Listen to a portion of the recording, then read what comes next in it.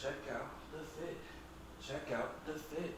Check out the fit. Oh, what we doing? All day, every day. What it is. What it is. It's your boy DJ. Welcome to the Drink Tank Podcast.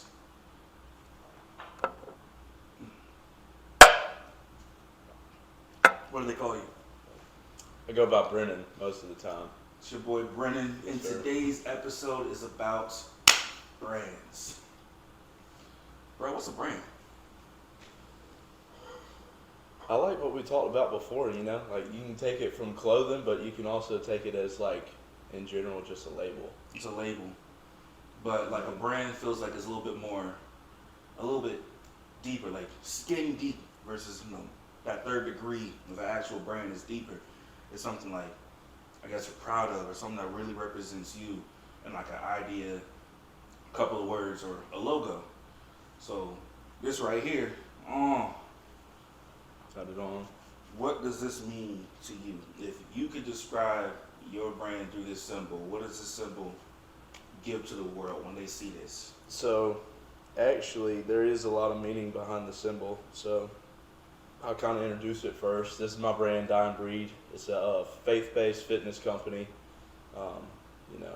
So I met DJ actually through the gym. So, just the symbol itself is DB, so Die and Breed, and it makes the infinity side for everlasting life in Christ, and the Okay. crown for Jesus. Okay. So it's actually working on getting, I guess that's something else we can go off of. It's working on getting rebranded right now. I'm going to do uppercase letters, just so there's nothing derogatory. No, of course.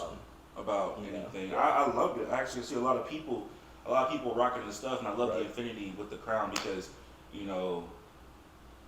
lot of people forget what it's like to be branded something in a bad light. I see a lot of people, down in the South where they have crosses, they have tattoos of this, or they're wearing crosses, and I'll see occasionally forgiven, and I'm just like, it never really hit me how, some people, they look at religion as like, I gotta pray to my God, versus other religions is like, nah, like forgiveness. Right. And that kind of hit home with me. Don't you got something on the back of your shirt? Yeah, so I can't remember which one I'm wearing, actually. This is the Forgiven tee. So Oh, yeah. you can see it. Ooh, is that a lion or like just a beautiful lady lion. with the, okay. Yep. I got you. And they serious about it, man. I can dig it. Okay, so I'm gonna call shots fired for the second shot. Again, these Southern boys, man, they love their whiskey and Jesus. Shots fired. Here, I'm gonna pour myself one just to join with you. So, when did you realize that you wanted to make a brand that represents everything that you are? Honestly, not too long ago. I've been following a few influencers and just kind of, I'm not big influencer-wise or anything right now. So, just with that, I thought I might as well get a jump start on the brand as well. Okay, that makes sense. So when you were making this, did someone help you come to the idea of the infinity and everything like that, or is it just in your head already? Right. So I didn't know, I had an idea or was wanting to start a company for a while, and it's crazy, but I got the name. I was on the way home from the gym, rocking some Polo G, and his song "Die and Breed" came on, and I was like, that'd be a sick name. That's This sick, man. it doesn't just represent faith. I work in a steel mill, 50+ hours a week. Still go to the gym 6 days a week. I see. That's Hard worker, yeah. It represents a lot. It's all made here in South Carolina. It's all, not even 1%, but a good portion of our sales I donate to the Simplify Fund. So it's helping active and retired or injured military. So it stands for a lot. Everything that this country has kind of fallen on is literally is a dying breed. I can respect that. I can respect that on 1,000 different levels. have you ever have you ever been branded as something that wasn't you at one time in your life? Oh yeah. Like people thought, look, they had like a serious idea of you, not just like, I wonder if he's like this. And if so, can you talk to me about it and how you remove that brand from yourself? Because it's not always about like putting out what you want to the world. Sometimes people will see you in a way where it's almost impossible to alleviate that brand of yourself. So just talk to me and walk me through that real quick. Honestly, like the first thing that comes to mind, I mean, that happens all the time. You know what I mean? Like everyone nowadays is so quick to judge that like you're always mislabeled or misbranded. You know what I mean? And that can go anywhere from the people you hang out with, the stuff you do, the places you go. You know what I mean? Yep. Just because, you know, like right now I could be branded as a fake Christian because, you know, I'm taking shots. If they go that far, but Right. you know, shoot, man, there's a lot. If they want to get mad about drinks, there's a lot of things that people do today that's worse. Yeah, judging is a sin. Especially back in the day, sweet Jesus. Right. Nah, man, but walk me through when the first time you really felt like people have the wrong brand idea of you, and you had to like really dig deep to change that. Any situation that really hits home. What really hits home, honestly, is me and my ex. Okay. I was becoming a person that I wasn't. That's kind of how us breaking up is kind of how I realized who I am, if that makes sense. Talk about it. Talk about it. So, like, I was sacrificing a lot of stuff I stand for, I guess, and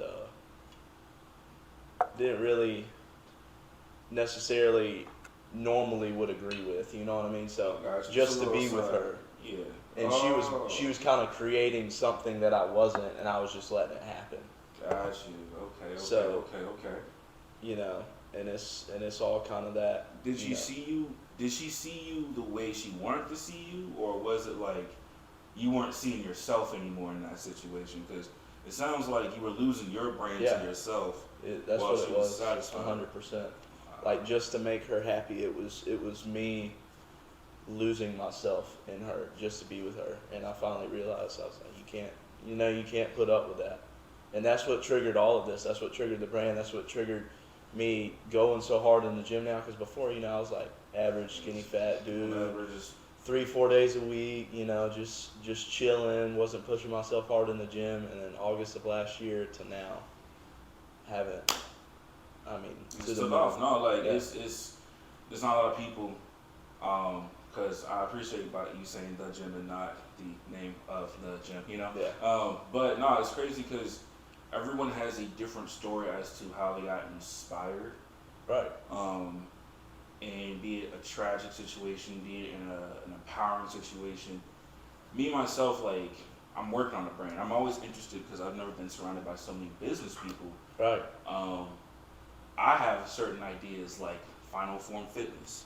You know, on some nerdy shit, some Dragon Ball Z, but you haven't seen my final form yet, whatever, right?